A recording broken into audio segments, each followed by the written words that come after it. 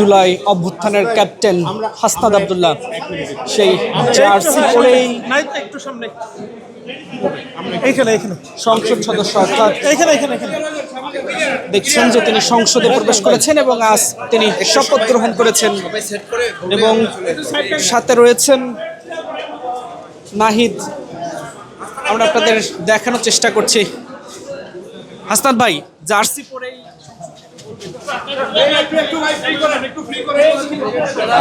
ঠিক এই মুহূর্তে দেখছেন, আমরা আপনাদের দেখানোর চেষ্টা করছি যে হাসনাত আব্দুল্লাহ সিল্কোর সিল্ক অ্যান্ড শাইন, যাতে আছে আর্গান অয়েল ও ওট প্রোটিনের গুডনেস যা আপনার চুলকে রাখে হেলদি অ্যান্ড শাইনিং।